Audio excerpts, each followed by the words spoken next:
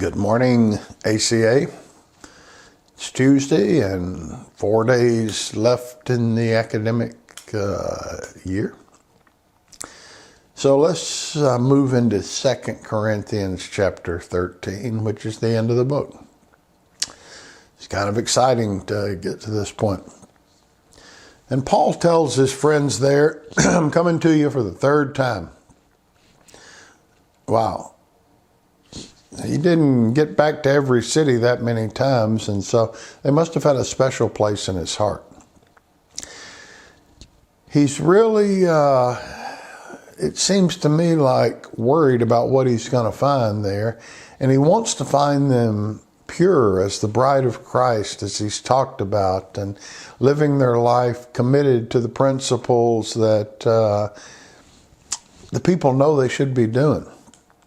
But he starts off by saying, look, I'm not going to just believe anything until I hear it from the mouth of 2 or 3 different people.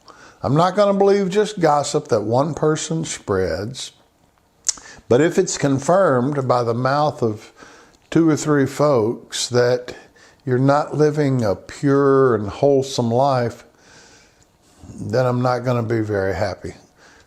And I'm going to come down and we're going to take some church discipline and do what we need to do. Now, if you notice back over the book in 2 Corinthians, he keeps mentioning this.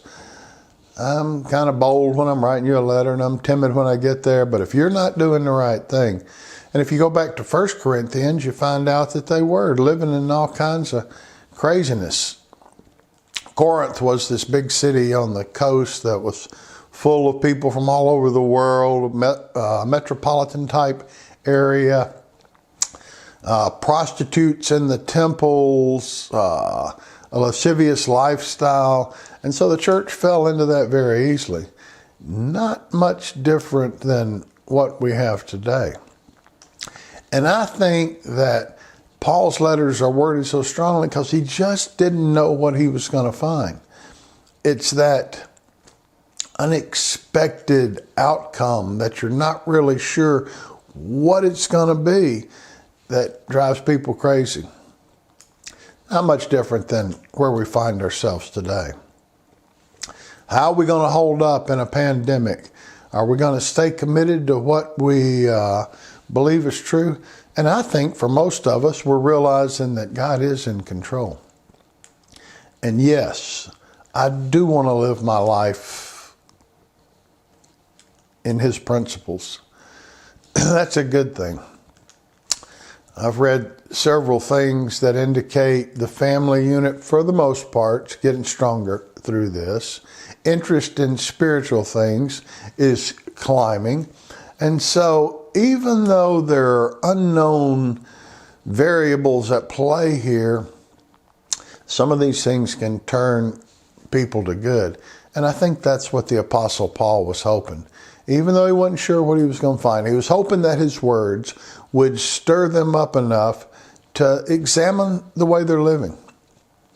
And maybe that's true for us today. Examine the way we're thinking. Do we have a spirit of fear, which God hadn't given us? Or do we realize God's in control? And even though we don't know the outcome, he does. And he's the one that ultimately decides which way we're going to go. So what can we do? Not worrying about it or thinking, oh my goodness, what am I going to do here? God knows. And God knew the Corinthian church, and he used Paul to help move them in the right direction. He's using people today to point non-believers and even those who are kind of waving back to him. And I think that's a good thing. All right, have a great Tuesday. We got Wednesday, Thursday, and Friday, and then it's over for this year. Be praying for next year. Again, another big unknown. We don't know what's out there, but God does, and we're going to trust him. Have a great Tuesday.